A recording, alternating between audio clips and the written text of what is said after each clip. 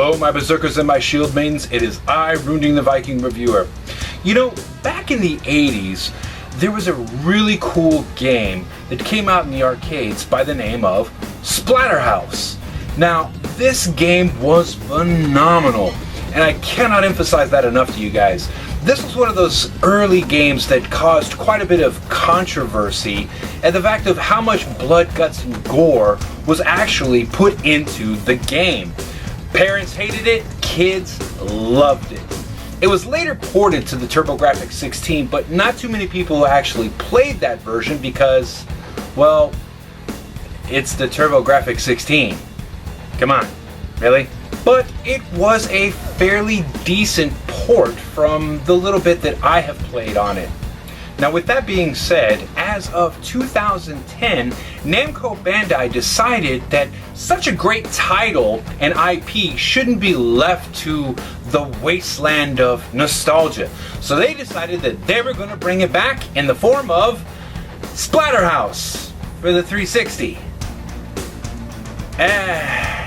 Well, anyway, let's go ahead and take a look at the game and see how they did it, bringing this incredibly awesome slasher, beat-em-up, side-scrolling awesomeness back from the dead.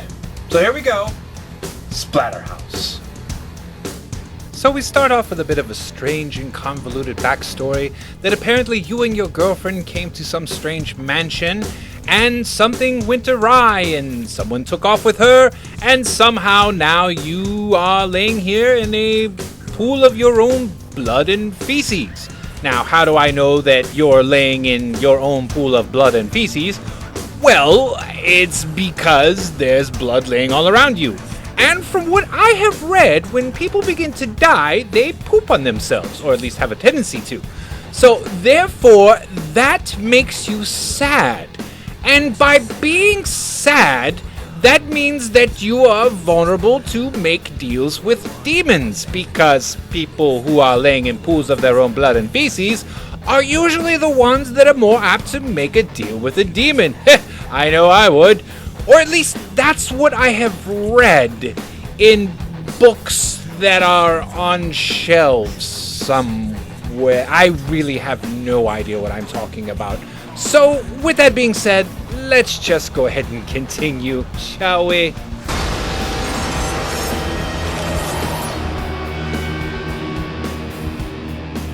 So apparently after putting the mask on, it gives you the ultimate power of Demon Roid Rage. And, wait a minute. Wait a minute. And is it me, or is there something strangely familiar about him when he puts on that mask? Wonder what it could be. A perplexity for violence, an unsatiable bloodlust, a need to use improvised weapons. Oh my god, of course! It couldn't be! Obviously he's Casey Jones! So the game quickly opens up to some punk/speed metal, and you begin your SplatterHouse Gore Fest. And very quickly you begin to see the issue of the game. What you are currently witnessing is what you are going to be doing throughout the game, over and over and over again. I'm not kidding. Pretty much all this is a button mashing beat 'em up with very little variety. The enemies don't change very much, and the action doesn't change very much. It's very repetitive very quickly. And quite frankly, it gets boring.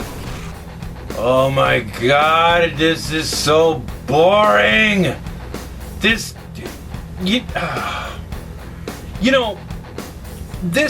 is ridiculous. SplatterHouse was one of those titles that back in the day was really freaking cool. Now, granted, I know video games were still kind of in a young format and blood and guts could sell the game. I mean, after all, look what it did for games like Mortal Kombat and like Doom and such. But continuing on that formula, it doesn't really work. I mean, the original game was difficult, and the fact that it required pattern memorization, it required exact timing. This is just hitting and mashing the same fucking buttons over again and fighting the same stupid shit over again just so you can progress in a story that, quite frankly, I really don't care. Oh my god, this is so boring. This is so boring. I just wish something would happen. Please, for the love of God, something fucking happen. What the hell? Who are you? How'd you get in here? What the hell do you want? Oh god. No. No! God! Fucking pint-sized slasher! Oh, Jesus!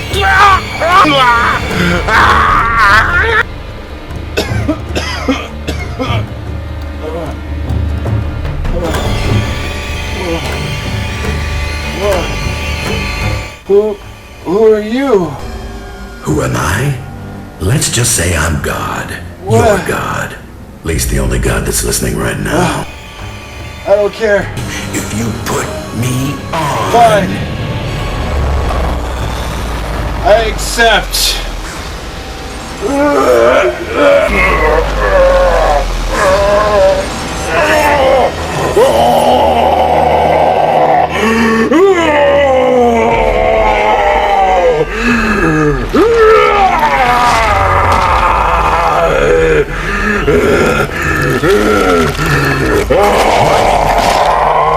Did I say it was gonna be fun?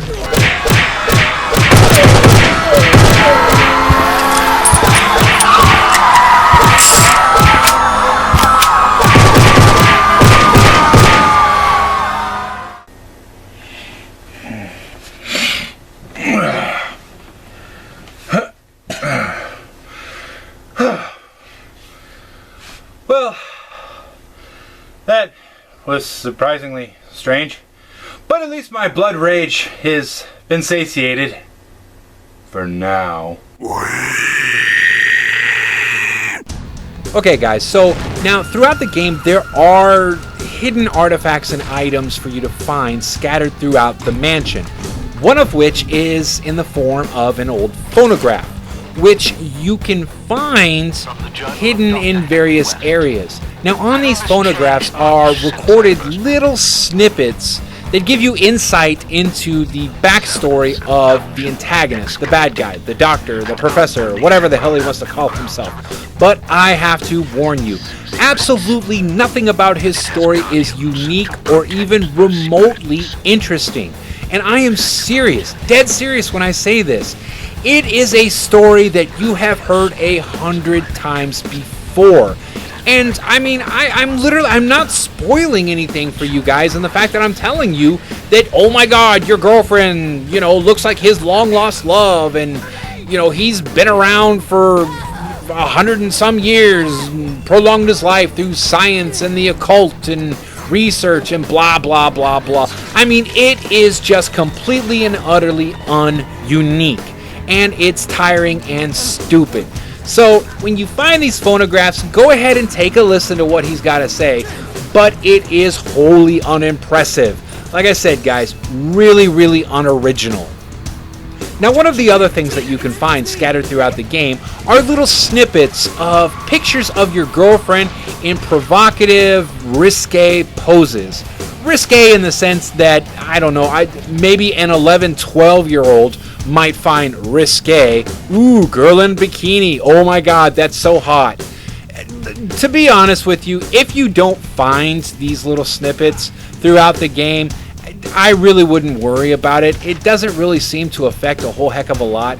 If you're one of those people that is a completionist, go ahead and search through this boring ass mansion for these little snippets. Now, there is a character leveling up system within the game. The way that you do this is by spilling blood. All of the blood that you spill goes into your blood meter. That's kind of like your experience points meter. And once it gets over certain points, that unlocks specific abilities within your character upgrade menu. Some of these abilities are how much damage you do with your bare fists. Some of them are applied to the endurance of your weapon, and some of these just unlock individual moves that you can perform throughout the game. And there's even one that does allow you to add blips onto your health bar. Now, I think it's pretty interesting the way that they did this. This is one of the few things that I did find unique about the game. You can also increase how much blood you intake by performing these quick kill maneuvers. Now, granted, yes, they are kind of QTEs, but the way that you activate them is by pummeling an enemy to the point where he begins to flash red.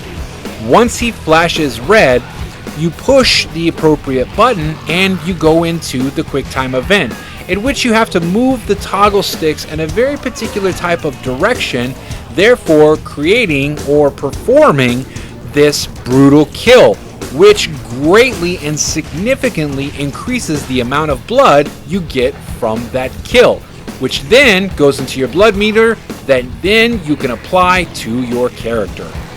So apparently one of the things with your powers is the fact that the more blood that's spilled all over you, the more you absorb, the more you're able to power up in battle rage and everything else. I mean, like something like that would actually really be plausible. I mean, supernatural not, it's just got...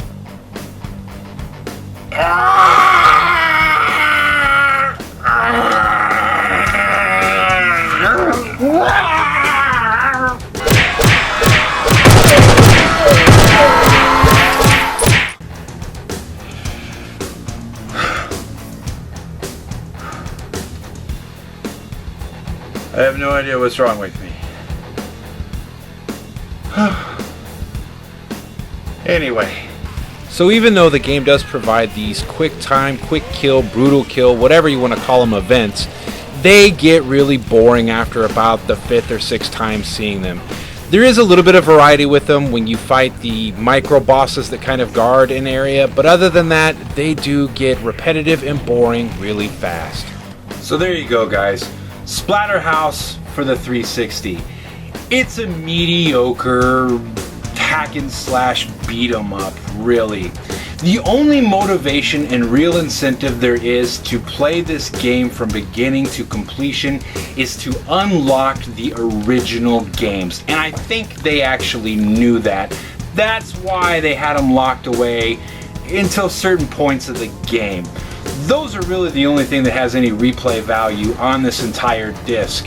This game, play through it once and be done with it. But at least you unlock the original games, which is guaranteed to unlock hours and hours of replayability and fun for you. So, with that being said, I really wouldn't pay any more than $10 for this game, unless for some reason you are a crazy fan for the original SplatterHouse games and you don't have any other means to get a hold of them. Then if you see it for around $15, I would say, okay, you get 3 original SplatterHouse games for the price of whatever this is going for. Other than that, I wouldn't pay any more than 10 or $15 for it. It's mediocre. So there you go, guys. I am Runding the Viking Reviewer, and until next time, remember to always contemplate this on the Tree of Woe. I'll see you next time. Bye-bye. Alright. That was a good review, I feel confident for that. Good build-up for the Halloween special, I think. But something's going on in this room that just... What?